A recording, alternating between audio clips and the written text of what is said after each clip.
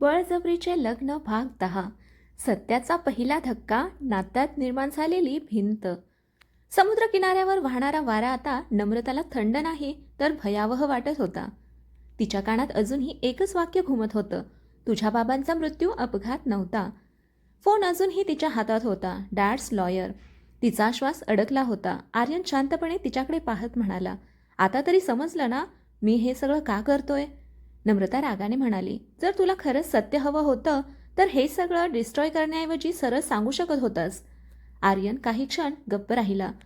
मग हलक्या आवाजात म्हणाला, कारण सत्य कुणी ऐकत नाही जोपर्यंत सगळं तुटत नाही. दूर उभा राहिलेला अनिश सगळं ऐकत होता. त्याच्या मनात पहिल्यांदाच भीती निर्माण झाली होती. त्याच्या स्वतःच्या वडिलांबद्दल. नम्रताने फोन पुन्हा कानाला लावला. हॅलो. समोरून वृद्ध आवाज आला. नम्रता, मी देशपांडे बोलतोय, तुझ्या बाबांचा वकील. तुम्हाला काय माहीत आहे? खूप काही, पण फोनवर नाही. उद्या सकाळी माझ्या ऑफिसमध्ये भेट. पण अचानक आत्ता का? क्षणभर शांतता. मग तो आवाज थरथरला, कारण मला वाटतं आता तुझा जीव धोक्यात आहे. Phone cut.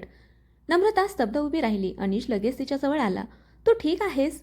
ती त्याच्याकडे पाहते, पण यावेळी तिच्या नजरेत वेगळेपणा होता, प्रश्न होते. अनिशला ते जाणवलं. त्याच्या छातीत काहीतरी तुटल्यासारखं झालं. तुला माझ्यावर शंका येतेय? नम्रता लगेच म्हणाली, नाही, तुमच्यावर नाही. तो हळू आवाजात म्हणाला, पण बाबांवर? ती शांत झाली, कारण तिच्याकडे उत्तर नव्हतं. ती फक्त म्हणाली, मला सत्य जाणून घ्यायचं आहे. अनिशने नजर खाली केली. मलाही. त्या रात्री दोघं एकाच खोलीत होते, पण खूप दूर. नम्रता खिडकीजवळ बसली होती. अनिश बेडच्या दुसऱ्या बाजूला. पूर्वीसारखी गोड शांतता नव्हती. आजची शांतता वेदनांनी भरलेली होती. अनिश हलक्या आवाजात म्हणाला, तुला वाटतं माझे बाबा असे काही करू शकतात? नम्रता काही क्षण गप्प राहिली. मग हळू आवाजात म्हणाली, मला माहीत नाही. हे उत्तर ऐकून अनिशच्या डोळ्यात वेदना चमकली. मी आयुष्यभर त्यांना आयडॉल मानलं. नम्रता त्यांच्याकडे पाहत म्हणाली, आणि मी माझ्या बाबांना गमावलं. दोघं पुन्हा शांत. तेवढ्यात अनिशचा फोन वाजला. स्क्रीनवर नाव चमकलं, डॅड. अनिश काही क्षण फोनकडे पाहत राहिला. मग कॉल उचलला. Hello dad. समोरून गंभीर आवाज आला. तू आणि नम्रता लगेच घरी या. का? काय झालं? काही लोक आले होते आणि त्यांना जुन्या फाईल्सबद्दल विचारलं. अनिश दचकला. कुठल्या फाईल्स? क्षणभर शांतता. मग त्याचे वडील हळू आवाजात म्हणाले, नम्रताच्या वडिलांच्या केसच्या. अनिश आणि नम्रता दोघेही स्तब्ध झाले. घरी पोहोचल्यावर संपूर्ण घरात तणाव होता. अनिशचे वडील विशाल देशमुख पहिल्यांदाच घाबरलेले दिसत होते. नम्रता त्यांच्याकडे पाहत म्हणाली, तुम्हाला माझ्या बाबांबद्दल काय माहीत आहे?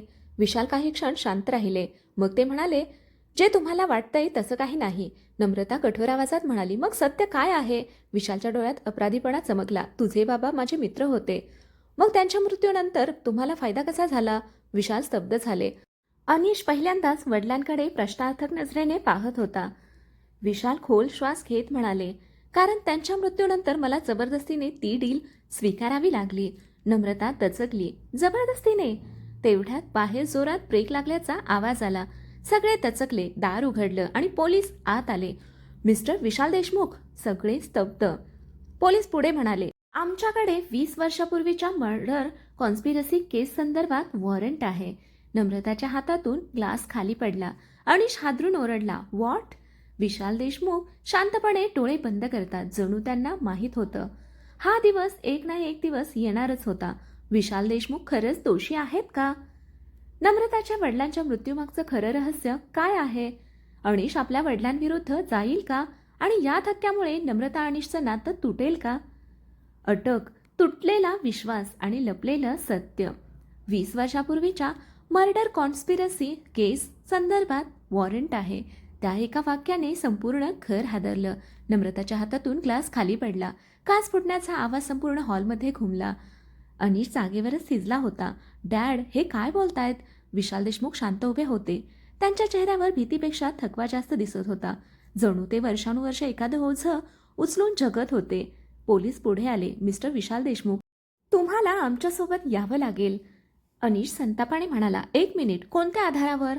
इन्स्पेक्टर म्हणाला, आमच्याकडे नवीन पुरावे आले आहेत. नम्रता थरथरत विचारते, कोणते पुरावे?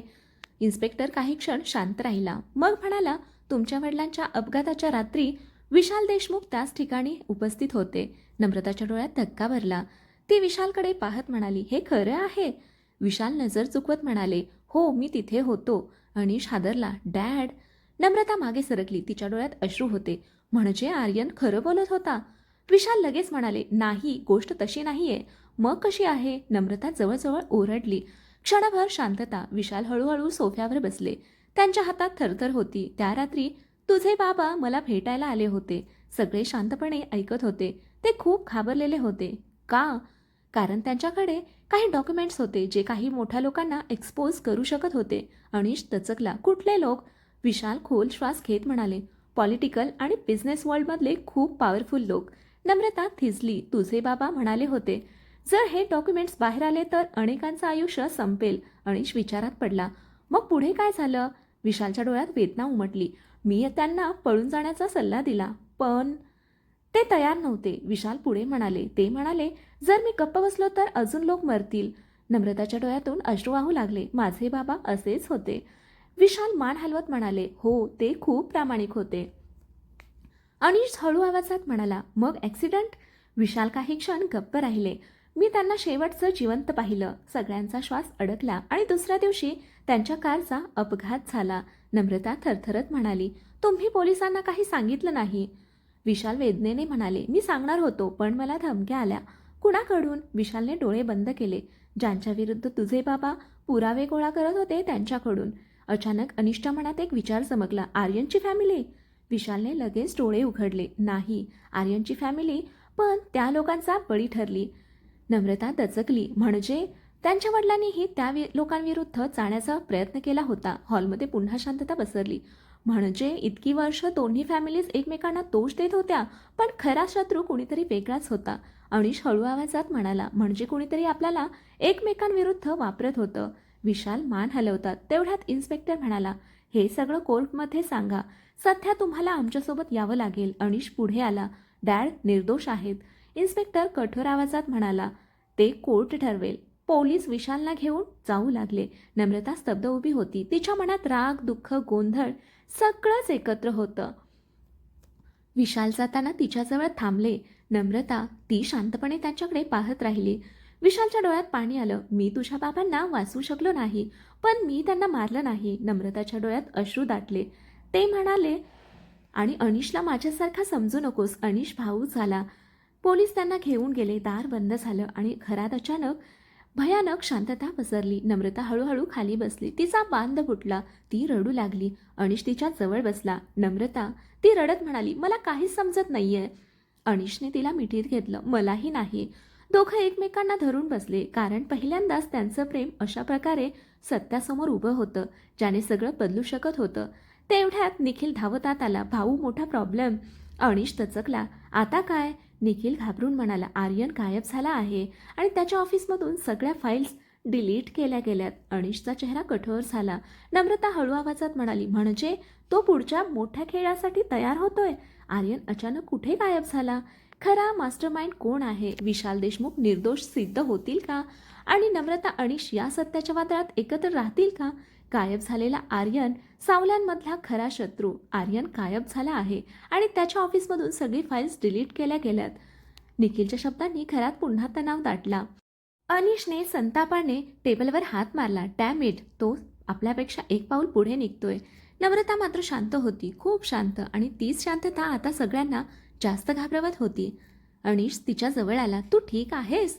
ती हलक्या आवाजात म्हणाली, मला आता एक गोष्ट स्पष्ट दिसतेय. काय? आर्यन फक्त बदला घेत नाहीये, तो कोणापासून तरी पळतोय. सगळे तिच्याकडे पाहू लागले. राजीव म्हणाला, म्हणजे? नम्रता विचारात म्हणाली, जर त्याने फाईल्स डिलीट केल्या तर दोनच शक्यता आहेत. एक तर तो गिल्टी आहे आणि दुसरी, अनिशने विचारलं, कुणीतरी त्याच्या मागे आहे. क्षणभर शांतता पसरली. अचानक अनिशचा फोन वाजला. Unknown number. तो उचलतो. समोरून घाबरलेला आवाज, सर, मी आर्यन सर चा असिस्टंट बोलतोय. अनिश सावध झाला. कुठे आहे आर्यन? माहीत नाही सर, पण तो काल रात्री खूप घाबरलेला होता. नम्रता लगेच जवळ आली. का? असिस्टंट थरथरत म्हणाला, तो सतत एकच नाव घेत होता. कोणतं नाव? क्षणभर शांतता. मग तो हळू आवाजात म्हणाला, रुद्र. सगळे स्तब्ध झाले. रुद्र कोण? निखिलने विचारलं. असिस्टंट म्हणाला, माहीत नाही, पण आर्यन सर म्हणाले होते जर रुद्रला कळलं की फाईल्स माझ्याकडे आहेत तर तो मला जिवंत ठेवणार नाही. Call cut. हॉलमध्ये भीतीदायक शांतता पसरली. अनिश हळू आवाजात म्हणाला, म्हणजे खरा मास्टरमाइंड अजून कोणीतरी आहे? नम्रताच्या अंगावर काटा आला. आणि तो इतका डेंजरस आहे की आर्यन सुद्धा त्याला घाबरतो? तेवढ्यात दरवाजावर बेल वाजली. सगळे सावध झाले. राजू हळूच दार उघडतो आणि समोर एक वृद्ध माणूस उभा असतो. पांढरे केस, गंभीर डोळे, हातात जुनी फाईल. तो शांत आवाजात म्हणतो, "मी देशपांडे." नम्रता दचकली. "बाबांचे वकील?" ते आत आले.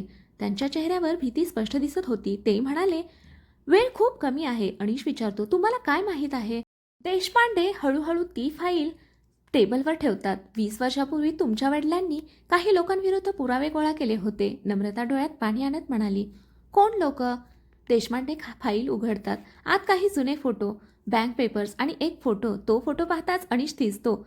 "हे फोटोमध्ये 3 माणसं होती. नम्रताचे वडील विशाल देशमुख आणि तिसरा माणूस." देशपांडे हळू आवाजात म्हणाले, "रुद्र प्रताप सिंह." निखिल दचकला. "तोच रुद्र?" देशपांडे मान हलवतात. "त्या काळात तो खूप मोठा बिझनेसमॅन होता, पण प्रत्यक्षात तो ब्लॅक मनी, इलिगल डील्स आणि पॉलिटिकल करप्शन मध्ये इन्व्हॉल्ड होता." नम्रता थरथरली. "माझ्या बाबांना हे कळलं होतं." "हो, आणि म्हणून?" देशपांडे गंभीर आवाजात म्हणाले, "म्हणून त्यांचा खून झाला." घरात पुन्हा शांतता. अनिशचा श्वास अडकला. "म्हणजे डॅड खरंच इनोसंट आहेत?" देशपांडे हळू आवाजात म्हणाले, "विशाल देशमुख दोषी नाहीत, पण त्यांनी भीतीपोटी सत्य लपवलं." नम्रताच्या डोळ्यात अश्रू आले. "इतकी वर्ष तिने चुकीच्या लोकांवर राग धरला होता." तेवढ्यात देशपांडे पुढे म्हणाले, "पण आता सर्वात मोठा प्रश्न आहे, काय?" रुद्रला कळलंय की ही फाईल अजून जिवंत आहे. अचानक बाहेर जोरात गोळीबाराचा आवाज झाला. धाड. सगळे दचकले. खिडकीची काच फुटली. निखिल ओरडला, "एव्हरीबडी डाऊन." अनिशने लगेच नम्रताला खाली ओढलं. बाहेर काळ्या गाड्या उभ्या होत्या. मास्क्ड मेन घराभोवती पसरले होते. राजू घाबरून म्हणाला, "ते इथे आलेत." देशपांडे थरथरत म्हणाले, "रुद्रला फाईल हवी आहे." अनिशचा चेहरा कठोर झाला. तो नम्रताकडे पाहत म्हणाला, "यावेळी कोणालाही तुझ्यापर्यंत पोहोचू देणार नाही." बाहेर पुन्हा गोळीबार सुरू झाला आणि घर युद्धभूमी बनलं. रुद्रप्रताप सिंह कोण आहे? अनिश आणि नम्रता या हल्ल्यातून वाचतील का? आर्यन खरंच कुठे आहे आणि फाईलमध्ये असं काय आहे ज्यासाठी लोक मारले जात आहेत? गोळीबार, रक्त आणि प्रेमासाठीची लढाई. धड धड धड गोळ्यांचे आवाज संपूर्ण घर हादरवत होते. खिडक्यांच्या काचा फुटत होत्या. भिंतीवर गोळ्या आदळत होत्या आणि घर एका क्षणात युद्धभूमी बनलं होतं. "Everybody down." अनिशने नम्रताला घट्ट पकडून खाली ओढलं. नम्रताचा श्वास वेगाने चालू होता. निखिल घाबरून ओरडला, "भाऊ, हे लोक आत येणार." राजू पडद्यामागून बाहेर पाहत म्हणाला, "मास्कमेन आहेत आणि हेवीली आर्म्ड सुद्धा." देशपांडे थरथरत म्हणाले, "रुद्रला फाईल हवी आहे. तो कुणालाही जिवंत सोडणार नाही." अनिशचा चेहरा पूर्ण बदलला. आता तो फक्त बिझनेसमॅन नव्हता. तो आपल्या लोकांसाठी लढणारा माणूस झाला होता. त्याने गंभीर आवाजात म्हटलं, "सगळेजण मागच्या रूममध्ये जा." नम्रता लगेच म्हणाली, "आणि तुम्ही?" "मी त्यांना थांबवतो." "नो." ती जवळजवळ ओरडली. अनिश तिच्याकडे पाहत हलकंसं हसला. "तुला काही होऊ द्यायचं नाही." नम्रता डोळ्यात पाणी आलं. "मला तुमच्याशिवाय काही नको." क्षणभर गोळीबाराचा आवाजातही दोघे एकमेकांकडे पाहत राहिले. तेवढ्यात धाड. मुख्य दरवाजा तुटला. मास्कड मेन आत घुसले. "फाईल कुठे आहे?" एक जाड आवाज घुमला. अनिश पुढे आला. "तुम्हाला काही मिळणार नाही." त्या माणसाने बंदूक अनिशकडे रोखली. नम्रता घाबरून त्याच्या समोर उभी राहिली. "नो." मास्कड मॅन हसला. "खूप प्रेम आहे दिसतं." अनिश रागाने म्हणाला, "तिच्यापासून दूर राहा." अचानक वरच्या मजल्यावरून आवाज आला. धाड. एक मास्कड मॅनच्या हातातून बंदूक खाली पडली. सगळे दचकले. सिडानवर एक व्यक्ती उभी होती. ब्लॅक हुडी, हातात गन. निखिल दचकला. "आर्यन?" हो, तो आर्यनच होता. त्याच्या चेहऱ्यावर राग होता, पण यावेळी तो वेगळा दिसत होता. जणू तो कोणाशी तरी युद्ध लढत होता. आर्यन ओरडला, "रुद्रच्या माणसांनो, मागे हटा." मास्कड मेन गोंधळले. "बॉसने फाईल आणायला सांगितले आहे." आर्यनचा आवाज कठोर झाला. "मी सांगितलं ना, मागे हटा." त्यातील एक माणूस बंदूक उचलतो आणि थेट नम्रतावर एम करतो. क्षणभर सगळं थांबतं. अनिश ओरडतो, "नम्रता!" धाड. गोळी झाडली जाते. नम्रता डोळे बंद करते, पण पुढच्याच क्षणी कुणीतरी तिच्या समोर येतं. आर्यन. गोळी त्याच्या खांद्यात लागते. तो वेदनेने खाली पडतो. "आर्यन!" नम्रता दचकून त्याच्याकडे धावते. अनिश ही स्तब्ध होतो. आर्यन वेदनेत हसतो. "फनी ना? जिला मिळवायचं होतं तिच्यासाठीच गोळी खाल्ली." नम्रताच्या डोळ्यातून अश्रू आले. तेवढ्यात बाहेर पोलिसांच्या सायरनचा आवाज येतो. मास्करमेन पळून जाऊ लागतात. काही सेकंदात घर शांत होतं, पण हवेत अजूनही भीती होती. नम्रता आर्यनचा हात पकडते. "तू असं का केलंस?" आर्यन हलकंसं हसतो, "कारण मी वाईट माणूस असेन, पण तुला मरताना पाहू शकत नाही." अनिश काही क्षण त्याच्याकडे पाहत राहतो. पहिल्यांदाच त्याला आर्यनबद्दल द्वेषापेक्षा वेदना वाटत होती. आर्यन हळू आवाजात म्हणाला, रुद्र खूप डेंजरस आहे. अनिश खाली बसला. तो नेमका कोण आहे? आर्यनच्या डोळ्यात भीती दिसली. तो माणूस नाही, सावली आहे, नम्रता थरथरत म्हणाली. फाईलमध्ये असं काय आहे? आर्यन वेदनेने खिशातून एक पेनड्राईव्ह काढतो. सगळं त्याच्या एम्पायरचं सत्य. अनिश पेनड्राईव्ह घेतो. आर्यन पुढे म्हणतो, पण सांभाळून, हे सत्य लोकांना मारतं. अचानक त्याचा श्वास जोरात चालू लागतो. नम्रता घाबरली. Aryan, stay with us. तो तिच्याकडे पाहत हलकंसं हसतो. एकदा तरी माझं नाव प्रेमाने घेतलंस. नम्रता रडू लागते. ॲम्ब्युलन्सचा आवाज जवळजवळ येत होता, पण त्याआधीच आर्यन बेशुद्ध पडतो. नम्रता स्तब्ध. अनिश गंभीर आणि त्यांच्या हातात आता एक अशी पेनड्राईव्ह होती जी संपूर्ण साम्राज्य उद्ध्वस्त करू शकत होती. भाग 11 पहा. आर्यन वाचेल का? पेनड्राईव्हमध्ये कोणतं धक्कादायक सत्य आहे? रुद्रप्रताप सिंह किती शक्तिशाली आहे? आणि नम्रता अनिश आता कोणत्या मोठ्या युद्धात अडकणार? कथा आवडली असेल तर कथेला लाईक करा, शेअर करा, कॉमेंट करा आणि आपल्या चॅनलला सबस्क्राईब करा. कथा वाचल्याबद्दल, ऐकल्याबद्दल धन्यवाद.